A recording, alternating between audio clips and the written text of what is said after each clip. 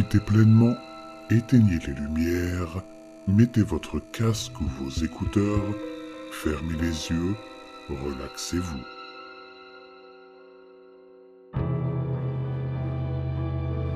Aneki.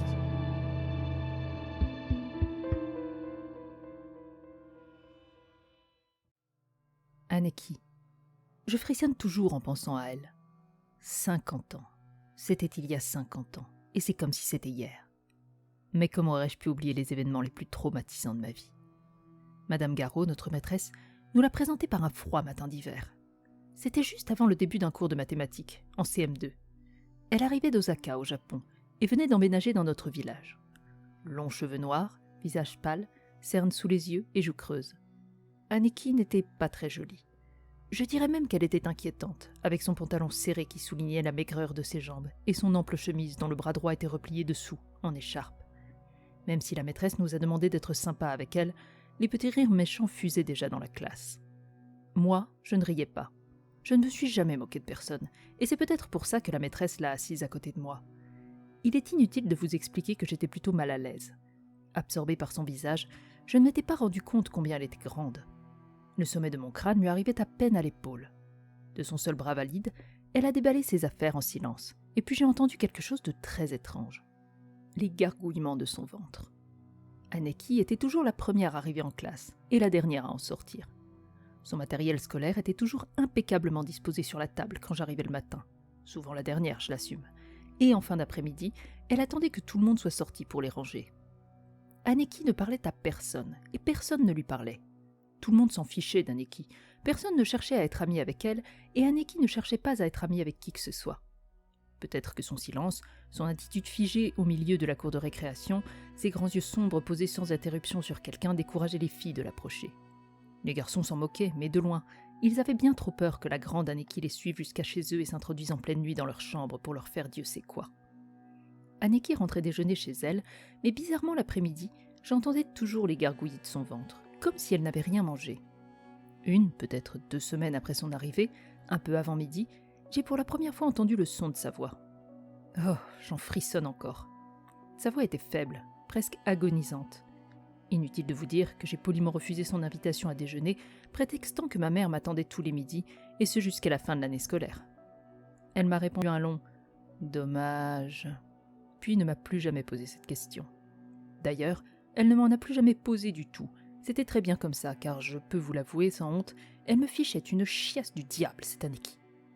La première disparition d'un enfant de l'école a eu lieu début mars, soit 3 semaines après son arrivée. Le village était sans dessus-dessous. La jeune victime était au CP, une jolie petite blonde rondouillarde, la meilleure copine de ma jeune sœur Noémie. On a retrouvé son corps quelques jours plus tard, dans le bois proche du village. Enfin, on a juste retrouvé des os cassés, mordillés ou sucés. Une sorte de couvre-feu a été déclaré pour les enfants, avec ordre de ne plus sortir de chez eux après l'école. Les jours qui ont suivi l'enlèvement de la petite fille ont vraiment été pesants. Tous les rires des enfants semblaient avoir quitté l'école et les parents avaient le visage fermé. C'est à ce moment-là que j'ai commencé à me douter de quelque chose quand j'ai aperçu le petit sourire en coin d'Aneki. Elle, qui n'avait jamais souri avant la disparition de la fillette, semblait plus heureuse. En plus, je faisais une fixation sur son bras sous sa chemise. Dès que je pouvais, je regardais à cet endroit. Parfois, j'apercevais un bref mouvement, et j'avais l'impression que de petits doigts ou de petites griffes glissaient sous sa chemise. Parfois, elle sentait que je l'observais, et tournait brusquement la tête.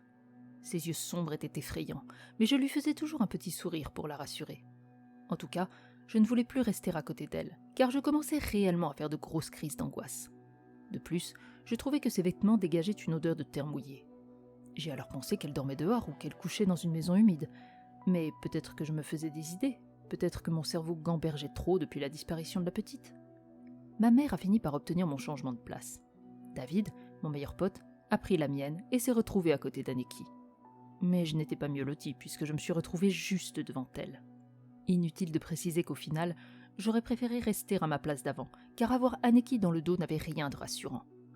Dès que je sentais des picotements dans mon dos, des frissons parcouraient ma colonne vertébrale, et je m'attendais à ce que cette mystérieuse main droite m'attrape la nuque et m'arrache les vertèbres cervicales.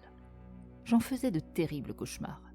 Quelques jours après mon changement de place, je me suis rendu compte d'autre chose. Je n'entendais plus gargouiller son ventre. L'aspect d'Aneki aussi avait changé. Son teint était plus rosé et les cernes noires sous ses yeux avaient disparu. Même David avait remarqué ce changement, et comme on n'a pas trouvé ça normal, on a décidé de l'observer avec plus d'attention. Depuis la mort de la petite, Anneki avait aussi changé ses habitudes. Au lieu d'être plantée comme un totem en plein milieu de la cour, elle passait le quart d'heure de la récréation dans les toilettes des filles, que ce soit le matin ou l'après-midi. Ce n'était pas normal de rester aussi longtemps aux chiottes, comme ce n'était pas normal de rester en plein milieu de la cour de récréation à observer les autres. Un matin, on l'a vue regarder partout avant d'entrer dans les toilettes. Sa grande carcasse était un peu recroquevillée, comme si elle tenait quelque chose contre son ventre, ou qu'elle avait mal à son bras invalide. C'était une semaine après la mort de la fillette. On a hésité un peu, puis on s'est approché. On a discrètement surveillé les entrées et les sorties des toilettes des filles, puis la chance nous a souri, ou la malchance, je ne sais plus. Les toilettes étaient disposées en longueur, et Anneki se trouvait dans le compartiment du fond. Il n'y avait personne d'autre qu'elle. On s'est lentement approché, et on a commencé à entendre quelque chose que je n'oublierai qu'une fois les deux pieds dans la tombe. De courts grognements entrecoupés de bruits de succion. Puis, on a entendu un petit cri suraigu. Quelque chose est passé sous le jeu de la porte et a brièvement glissé sur le carrelage. C'était une petite main d'enfant, dont les doigts avaient été sucés ou rongés. L'os du poignet dépassait de la main ensanglantée, et un coup de mâchoire avait creusé un trou dans la paume. Un morceau de chair pendait proche du petit doigt. Puis deux mains ont jailli de dessous la porte.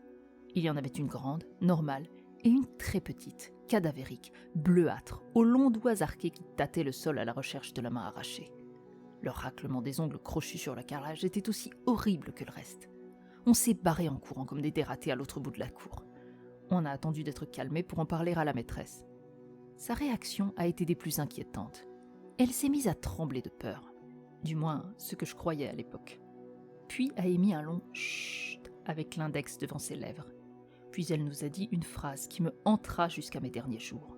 « Il lui en faut encore un, puis mon bébé s'en ira ailleurs. Alors chut, ne dis rien à personne, ou elle te dévorera les pieds, puis les yeux. » Une fois chez moi, j'ai supplié ma mère pour que la maîtresse me change de place sans lui en expliquer la véritable raison. M'aurait-elle cru si je lui avais dit qu'Anneki avait bouffé la main d'un gosse ? Et puis, j'avais tellement peur des propos de la maîtresse que je n'ai rien osé dire. Je n'en ai pas dormi de la nuit, et dès que j'entendais un bruit dans la maison, j'imaginais Anneki courir dans le couloir, s'arrêter devant la porte de ma chambre, l'ouvrir très doucement et passer sa main cadavérique dans l'ouverture, cherchant mon lit à tâtons avant de m'attraper les pieds et de me tirer vers elle pour me sucer les yeux. La seconde disparition a eu lieu dès le lendemain de la scène d'horreur des toilettes. David, mon meilleur pote, manquait à l'appel. J'étais dans une panique totale, et je serais devenue folle si l'on m'avait laissée devant Anneki. Mais la maîtresse n'a pas eu besoin de le faire, car Anneki avait elle aussi disparu. J'ai dit tout ce que je savais à la police, autant sur mes découvertes que sur les propos de la maîtresse. J'ai raté la classe pendant plusieurs mois, comme la maîtresse d'ailleurs, pour dépression selon la thèse officielle. J'ai été très malade. Je voyais Anneki partout, dans le couloir, dans ma chambre, dans mon placard, sous mon lit, derrière moi. J'avais continuellement l'impression de sentir sa petite main cadavérique me gratter le dos, les cheveux ou l'arrière des cuisses. Et puis, avec le temps et l'aide d'un psy, cela s'est peu à peu calmé. Anneki n'est jamais réapparue, du moins pas dans mon village. D'autres disparitions ont eu lieu dans la région, d'autres enlèvements, d'autres meurtres sordides avec des cadavres d'enfants déchiquetés ou carrément dévorés. Les rumeurs allaient bon train, et toutes les bêtes du folklore breton, celtes, irlandais, ont été citées. Ce que j'ai trouvé étrange, c'est que personne ne parle des légendes japonaises. En tant que victime collatérale, j'ai eu accès au dossier à ma majorité. Dès les premières lignes, je n'ai pas cru ce que je lisais. J'ai cru qu'il s'agissait d'un autre rapport. La principale accusée dans cette histoire était Madame Garot, mon ancienne maîtresse. J'ai dû m'asseoir pour lire la suite. Madame Garot était une jeune veuve de 40 ans. Pendant des années, elle avait essayé d'avoir un enfant avec son mari, sans succès. Du moins, pas d'un certain point de vue. D'après le rapport, le couple aurait fait un court séjour touristique au Japon 9 ans plus tôt. Madame Garot serait revenue enceinte et sans son mari, mort dans des circonstances tragiques et non élucidées. Un meurtre suivi d'une éviscération et d'un dépeçage. Quelques mois plus tard, elle a fait une fausse couche et a perdu le bébé. Une fille, d'après le rapport médical. Les flics ont perquisitionné chez elle, et si l'extérieur de sa maison était dans la norme avec son petit jardin et sa façade en briques, l'intérieur était immonde. Cadres de travers sur les murs jaunâtres, carrelage cassé, canapé éventré et meubles en piteux état. Sur toutes les photos, une m'a particulièrement choquée. Une chambre d'enfant avec un lit dont 2 pieds étaient cassés, ce qui le faisait pencher d'un côté. Dessus, même si c'était assez sombre, j'ai remarqué la silhouette d'une grande poupée. Je l'ai aussitôt reconnue. Cette poupée était le cadeau d'anniversaire de ma petite sœur à cette pauvre fillette disparue en premier. C'est à ce moment que j'ai compris une chose horrible. La main qu'Anneki dévorait dans les toilettes devait sans doute lui appartenir. Ma petite sœur Noémie m'a téléphoné ce midi. Elle était morte de peur, sa voix tremblait. Elle a balbutié que la poupée était réapparue entre les bras de sa fille ce matin. J'ai trouvé ça tout à fait normal qu'Anaïs amène sa poupée pour déjeuner, mais Noémie m'a affirmé que cette poupée ne lui appartenait pas, que c'était la poupée de sa camarade disparue il y a un demi-siècle. Au début, je ne l'ai pas cru. Je lui ai dit qu'elle faisait une erreur, qu'après 50 ans, il ne devait pas rester grand-chose de ce jouet. Elle m'a alors fourni un détail qui m'a fait froid dans le dos. La main droite de la poupée avait été arrachée et remplacée par une autre, bien plus maigre et d'une couleur bleuâtre. Il est 23 heures. J'ai passé la journée dans ma chambre d'hôpital. J'ai peur de sortir. Je me sens oppressée. J'ai le dos, les cheveux qui me démangent. Je n'arrête pas de me gratter. J'ai posté mon histoire sur plusieurs forums consacrés aux phénomènes paranormaux, aux revenants, aux entités maléfiques d'origine japonaise. J'attends vos commentaires. Peut-être votre aide. Merci.